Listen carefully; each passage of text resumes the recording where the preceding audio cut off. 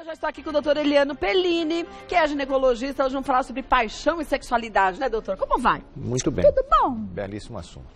E coisas bem distintas. Tem gente que mistura, tem gente que acha que uma coisa não tem nada a ver com a outra. Quem consegue as duas ao mesmo tempo tem melhor resultado. Melhor, né? Lógico. Agora, como ser bem resolvido para conseguir até enxergar isso e ver o que você deseja, né? Se apaixonar, se relacionar. Então, na verdade, a paixão é um processo químico e tem um prazo. Você inunda o seu cérebro de mediadores e aí você se apaixona de forma compulsiva. Dizem que é 2 anos que dura a paixão? Depende em média. Com os adolescentes é muito mais curto. Pessoas de mais maturidade, um envolvimento amoroso mais tempo. Mas em média, entre 4 e 7 anos, a paixão tende a se esgotar, porque ninguém conseguiria viver completamente apaixonado, não faria absolutamente nada de produtivo. Depois de 7 anos, esse processo de apaixonamento vai se transformando num processo afetivo.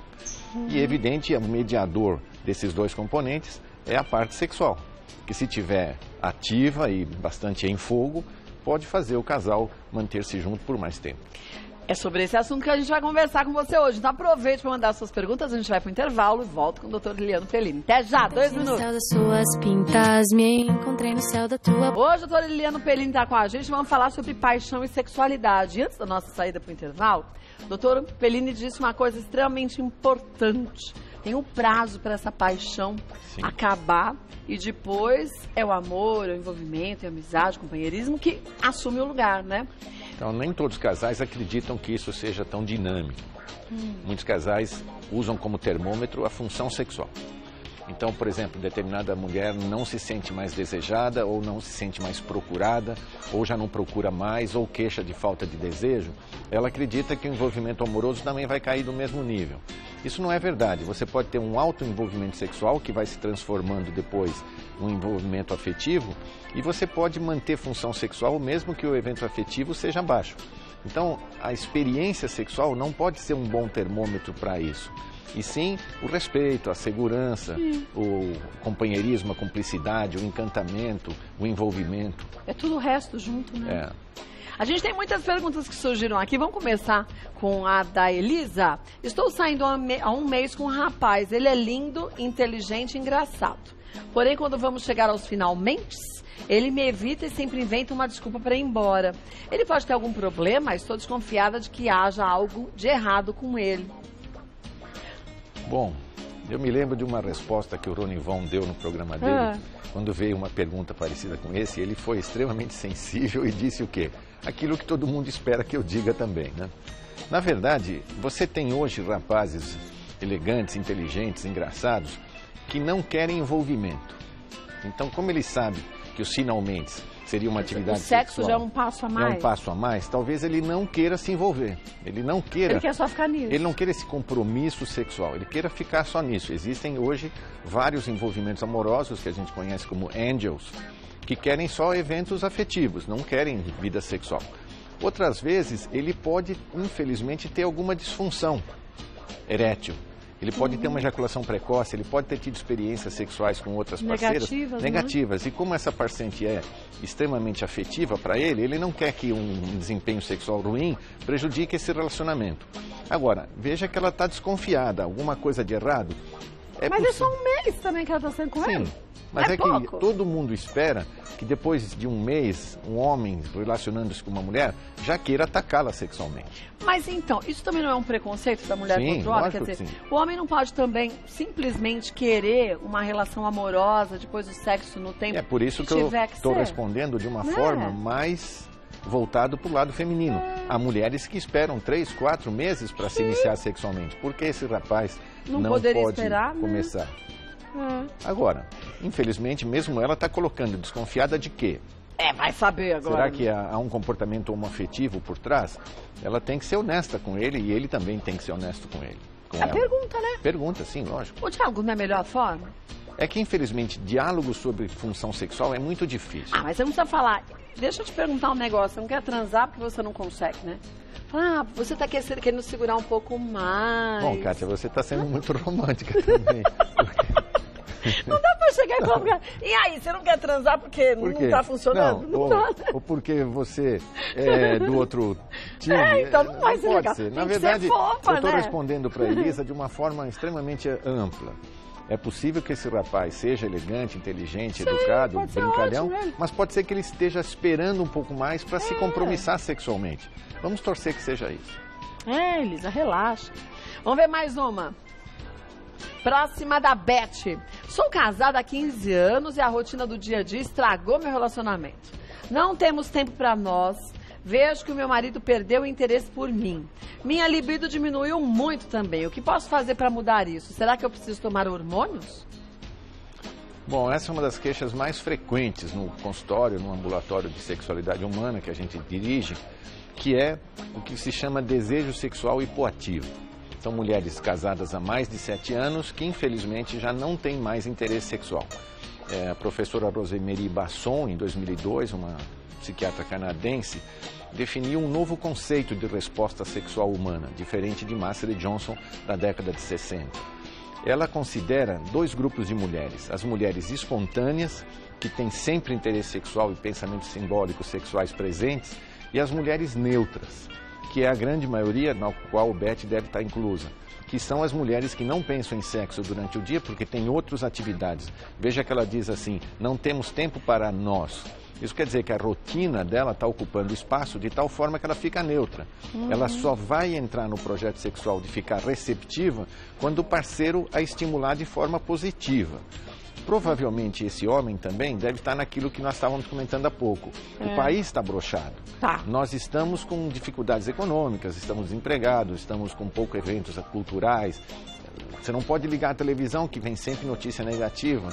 E, isso, por infelizmente, mais que a gente não queira atingir a gente, você está sendo atingido. Isso faz com que esse casal esteja naquele processo de neutralidade. Tem que haver um critério de ruptura. Ou por parte dela, porque ela diz: a minha libido diminuiu porque ele perdeu interesse em mim. É o que nós estávamos falando. Não significa que esse homem não tenha interesse nela. Talvez não sexualmente nesse momento. Mas o casal tem que, em conjunto, criar exercícios de sexualidade novos. E aí tem que deixar a televisão desligada, mudar a rotina. Hoje a gente entende assim: se você pensar, o professor Robert Sternberg, num livro chamado O Amor como uma História, ele define a função sexual e a função afetiva num triângulo, onde tem que ter compromisso, onde tem que ter paixão e onde tem que ter intimidade. Só que a paixão, como nós estávamos dizendo há pouco, dura 4, 5 anos. Então. E aí fica a intimidade e o compromisso, que infelizmente não dá aquilo que elas querem, ou que eles querem, que é o tesão. Para manter tesão, você precisa de mais 2 coisas. Você precisa de aventura, que é um fenômeno extremamente de criar situações novas, e você precisa de parceria, de cumplicidade. Precisa de não só intimidade, mas uma coisa mais a fundo. Quer dizer, sexo não pode ser uma coisa tão limpinha, tão feita de forma singela. Sexo tem um lado meio sujinho, meio inflamatório, que tem que ser mantido. Então esse casal precisa buscar esse processo. Eu tive clientes, por exemplo, uma delas extremamente interessante, que disse: doutor, eu só faço sexo de domingo à noite. Domingo à noite? Que chato. Aí eu perguntei: mas a senhora vê algum motivo nisso? Ela falou: é que eu troco o lençol na segunda-feira. Ai, gente, pelo amor de Deus, então, ela troca o lençol? Então, o Beth talvez não esteja pensando dessa forma. É melhor trocar o lençol pelo menos 2 vezes por semana, se isso promover vida sexual. Se for necessário, troca todo dia o lençol. Então, mas veja que são situações extremamente complexas que podem interferir. Mas, infelizmente, isso é real. Fundamental. Porque a gente brinca e fala assim: ai, vai trocar o lençol. Mas tem gente que cria empecilhos em pequenas coisas. Não, e muito provavelmente aquela velha história de que sexo começa de manhã com o café da manhã e o bom dia. Há determinadas mulheres em que isso é extremamente importante. E há outras que não, que preferem ser pegas de surpresa, que são as chamadas espontâneas. Se Beth estiver no grupo neutro, não deve se preocupar. 90% das mulheres estão nessa situação hoje. Mas é ela que tem que criar um processo de autoestima, um processo de criar situações para que esse parceiro seja também surpreendido. E ao longo desses anos que você participa do Mulheres, Peline, você já falou várias vezes isso. A mulher tem que treinar a pensar sobre sexo durante o dia. Olha, no nosso setor, nós fazemos sempre no final das reuniões uma pergunta simples. Diga qual foi o fato sexual da semana. Para que essa mulher, pelo menos durante uma semana, tenha um evento sexual. Né? A maioria não tem. Eu fico surpreso, assim, não viram absolutamente nada. Mesmo que viram a novela, mesmo que viram um filme, mesmo que leram alguma coisa, elas não conseguem identificar não associaram, nesse componente um componente sexual, que é o grupo neutro, que infelizmente tem que ser estimulado para sair dessa neutralidade. E a sexualidade faz parte da vida da gente. Seguramente. Hoje, a Organização Mundial de Saúde tem 9 critérios de qualidade para a qualidade de vida. O processo número 8 é pensar em sexo. Você não precisa nem fazer sexo, mas você deve pensar, pelo menos né? pensar. Situações passadas que te fizeram feliz sexualmente e situações previsíveis de futuro, que podem ser atingidas ou não, mas que fazem você pensar de forma a ser sexualmente ativa. Olha, volta que tem mais um tantão de algumas perguntinhas. A próxima é da Juliana. Estou namorando há 1 ano e 6 meses e já não tenho tanta vontade de manter relação com meu namorado. É sempre a mesma coisa. Tenho vergonha de conversar com ele para fazermos coisas diferentes e inovarmos, pois ele não sugere nada. O que devo fazer? Bom, Juliana, esse também não é um problema incomum. Você tem, infelizmente, homens com baixo repertório sexual. E provavelmente, como essa moça é mais ativa, mais interessada na função sexual, tem que ajudá-lo a descobrir esses fenômenos que ela gostaria. Veja que ela provavelmente está perdendo a vontade de transar porque já conhece a história, já conhece o começo do filme e já conhece o final. É meio previsível, né? E isso acaba ficando previsível e sem graça. O repertório sexual, ele vem muito de experiências anteriores. Então, por exemplo, é provável que esse rapaz não tenha tido experiências sexuais a ponto de adquirir novas informações. Ela vai ter que ajudá-lo. Veja que já há um certo diálogo, ela já tem coragem suficiente para falar sobre o assunto. Mas aí ela deve estimular situações eróticas. Não é tão simples assim uma mulher se vestir eroticamente, como se sugere, compra uma lingerie, leva ele num motel. Às vezes isso é agressivo para ele. Mas vale a pena, por exemplo, existem determinados filmes que não são pornográficos, mas são altamente sensuais e eróticos. Existem determinadas constituições de alimentos, de jantares que ela pode preparar, também sendo mais eróticos. O diálogo é o ideal, mas uma coisa que pode fazer esse rapaz ficar mais ativo, e a gente não gosta de falar isso claramente, mas a safadeza feminina é importante. Quer dizer, muitas mulheres me dizem, como que o meu parceiro vai me tornar inesquecível? Mulheres, entre aspas, sexualmente safadinhas, safadas e experientes, atraem muito a atenção dos homens. Porque às vezes ela fica esperando que ele tome uma atitude, mas ele quer que ela tome uma atitude. E ela fica também, numa né? situação muito defensiva, muito passional, muito infantil, e esse homem não tem vontade de atingi-la sexualmente de forma mais agressiva. Se ela puder, por exemplo, levar essas fantasias para o leito sexual, para a cama, ela talvez tenha resultado. Mas o truque aqui é fazer esse rapaz aumentar o seu repertório, ou com filmes, ou com imagens, ou com literatura, e principalmente com ela sendo mais ativa, né? Safada. safadinha. Gente, o safadinha não tem nada a ver com outras coisas que as pessoas imaginam. Que mistura-se tudo, né? É que, na verdade, a mulher sempre foi vista no Brasil, desde a escravidão, como uma coisa passiva, no caso das escravas, e como uma coisa romântica e doméstica, como eram as mães portuguesas do passado. Hoje, a mulher brasileira ganhou um empoderamento, uma segurança que também tem que ser vista. Lembra do primeiro caso que nós falamos? Às vezes o rapaz não quer se iniciar sexualmente com a sua namorada porque ela é muito poderosa. Ele tem muito medo de falhar. Aqui é o contrário. Aqui é uma mulher que também poderia usar esse poder para trazer esse parceiro para um lado mais inventivo. Então use a criatividade, viu, Ju? Né? Criatividade e um pouco de safadeza. Isso. Vamos ver mais uma. Renata, ultimamente estou sentindo muita dor durante a relação com meu marido. Por isso, evito ao máximo. O que pode ser isso? Fiz meus exames e todos estão normais. Bom, a Renata está envolvida com outro tipo de processo extremamente mais sofisticado, mas mais fácil de resolver. Porque ela tem um sintoma, ela tem uma dor no ato sexual. Isso, em termos médicos, chama-se dispareunia e pode estar associado a vaginites, infecções vaginais, pode estar associado à falta de lubrificação, principalmente em senhoras pós-menopausa, pode estar associado a desconforto da posição do útero, do intestino muito repleto de fezes, as cistites infecciosas. Então, o lado ginecológico é fácil de resolver. Então, um ginecologista experiente e atencioso pode resolver isso. Colocar essa vagina em condições de melhor resposta. Agora, ela pode não estar tendo lubrificação por falta de interesse sexual. O processo sexual exige função de desejo, daquela mulher neutra que vai para desejo, aí tem que ter excitação, tem que ter lubrificação para permitir a penetração e aí, se tudo correr bem, orgasmo. Veja que aqui talvez esteja faltando a segunda parte. Ela talvez não tenha desejo e aí não tem lubrificação. Né? E relações sexuais sem lubrificação é extremamente doloroso. Uma proposta, se tudo estiver bem, como os exames estão dizendo, e ela não está em menopausa, foram lançados no mercado nesses últimos meses vários hidratantes sexuais. Não são lubrificantes como se usava no passado para lubrificar a entrada genital e permitir a penetração. São substâncias hidratantes que se usam como você usa na pele e no cabelo. Você usa claramente cremes para hidratar a pele, cabelo, pernas. Esses produtos hidratam a vagina. Então você não passa só na hora? Você usa 2 a 3 vezes por semana, deixando a vagina hidratada. São polímeros que absorvem a mucina e o líquido vaginal e deixam um filme de líquido. Então, quando o parceiro se aproximar sexualmente, para penetrá-la, ela já tem a lubrificação natural.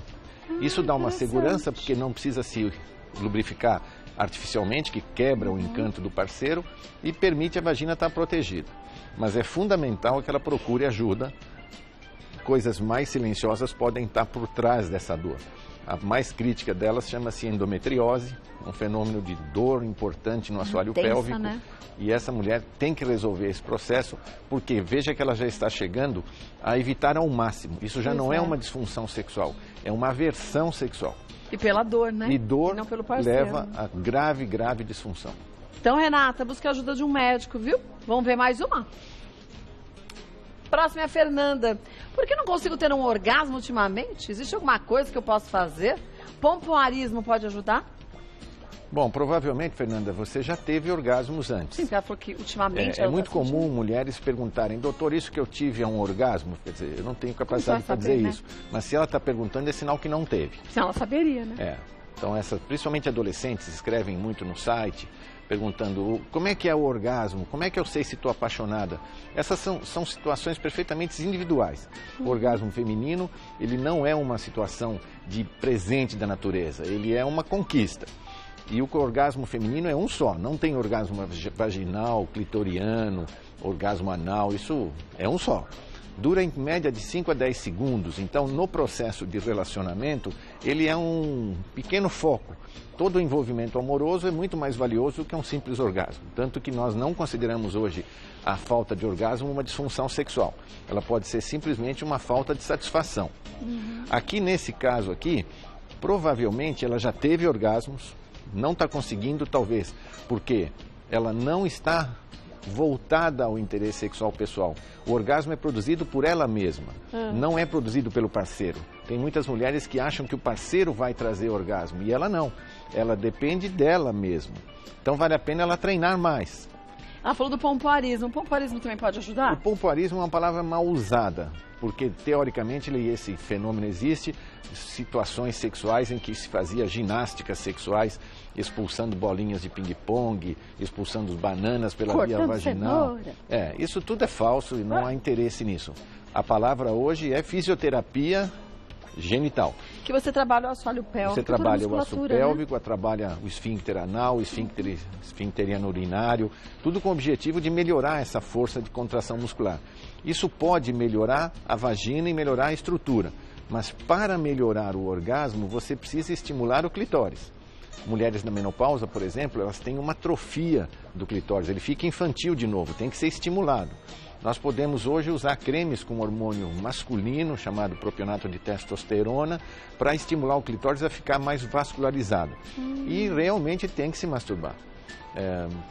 Local, vibradores, com os dedos, e insistir com o parceiro que continue o ato sexual. Então, às vezes, há mulheres, por exemplo, que o parceiro ejacula, ele relaxa, o pênis amolece e ela fica esperando que venha alguma coisa especial do céu.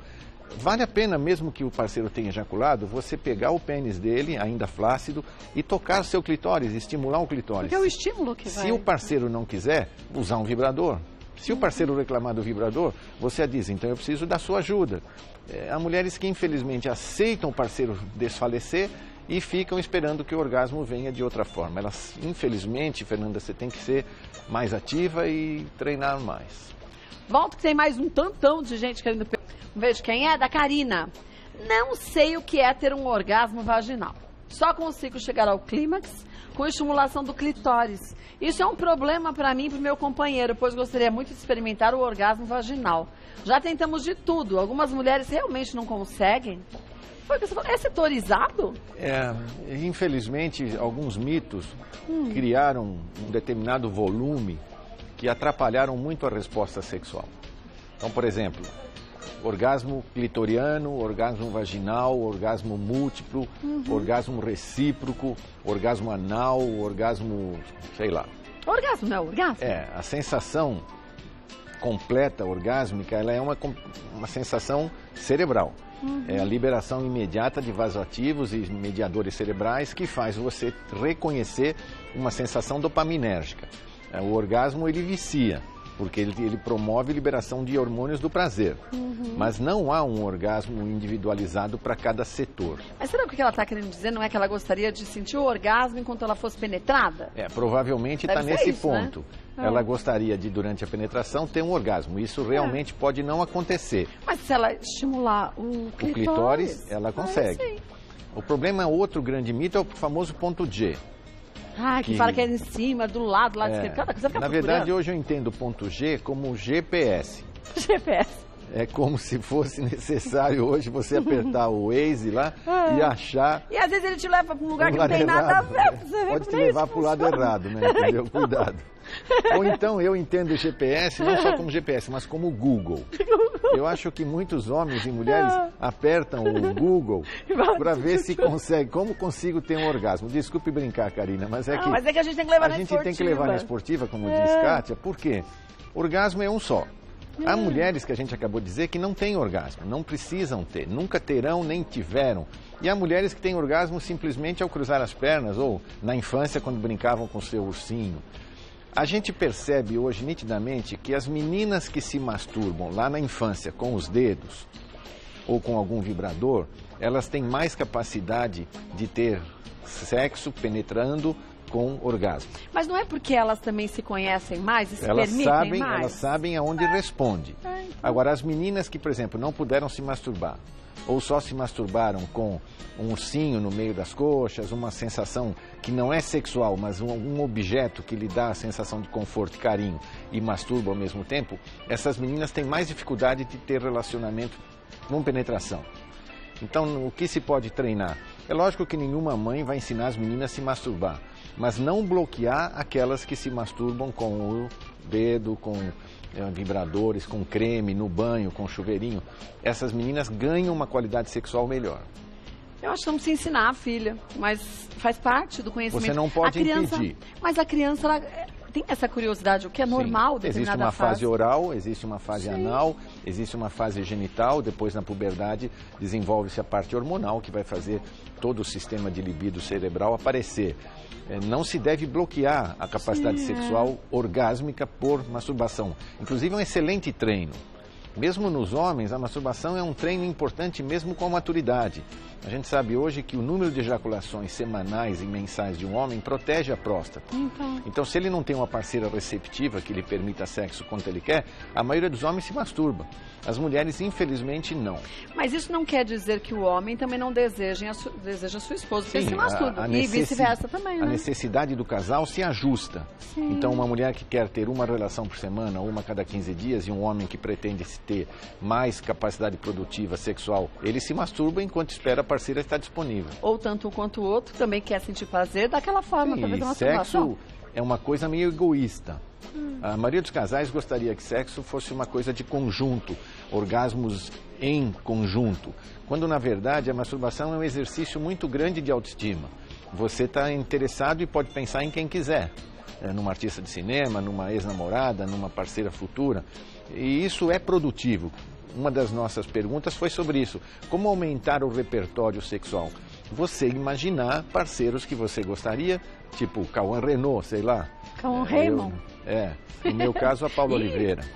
Quem? A Paula Oliveira, no seu caso? Logo naquela cena do bumbum dela na cortina assim, né? Não, eu tô preferindo ela agora de policial. A de policial. Ai, tá vendo? A minha fantasia é dela de policial. Ela me prender de policial. Esteja preso, né? Isso. Vamos ver mais uma, olha. Tatiane, receber sexo oral com frequência pode provocar infecção de urina ou candidíase? Estou tendo muita candidíase e não sei mais o que fazer. Bom, essa é uma das queixas mais frequentes, não o sexo oral, mas a candidíase. A vagina está numa situação anatômica interessante. Na frente você tem o canal urinário, a uretra, atrás você tem o canal anal, o intestino. Entre os dois existe um espaço pequeno chamado períneo, que em determinadas mulheres tem um comprimento estável, geralmente 2 dedos ou 3 dedos entre a vagina e o ânus. Em mulheres que deram à luz partos naturais e às vezes com episiotomia, essa distância diminui. Então a passagem de bactérias e fungos do intestino para a vagina é mais comum. Então um dos motivos principais de candidíase é diminuição da espessura do períneo. Mulheres que têm dor no ato sexual ou que têm disfunções sexuais ou têm vaginismo, pela contração vaginal também aproximam muito o ânus da vagina, o que facilita a passagem de bactérias e fungos também. Outro fator é o pH da vagina. A vagina tem um pH entre 3,5 e 4,5, portanto ele é ácido. Em situações especiais, por exemplo, depilação completa, ejaculação do parceiro que leva o pH para 9, sangramento que leva o pH para 7 e diminuição dos lactobacilos por queda de defesa faz a vagina ficar mais alcalina. E aí bactérias e fungos inespecíficos crescem na vagina. Né? Então a cândida não é uma infecção que vem do parceiro. Não é da boca dele, né? Pode. Sim, mas se a imunidade dela estiver fortalecida, se a imunidade dela estiver nada, baixa. Né? Então, concluindo, você tem que manter a sua vagina pH ácido. Isso depende da sua alimentação de lactobacilos. Mulher que come muito açúcar também modifica o pH, piora, né? Lógico, porque você faz no intestino o crescimento de bactérias e fungos do bem, do mal. Do mal, né? Você tem bactérias do bem e bactérias do mal. Nós somos quase 1 trilhão de bactérias que convivem conosco. A cândida é uma delas. Se você fizer pesquisa de cândida em todas essas vaginas disponíveis, vai dar positivo em todo mundo. Só que a cândida tem 2 formas. Tem uma forma chamada levedura, que não causa nenhum fenômeno agressivo, e uma outra forma chamada mícide, que ela agride porque produz um ácido agressivo e incômodo. Essa moça provavelmente perdeu o equilíbrio. Ou o ânus está muito perto da vagina, ou ela está com a defesa muito baixa, ou ela está com o pH muito alto. Infelizmente, sexo oral e a saliva podem favorecer risco.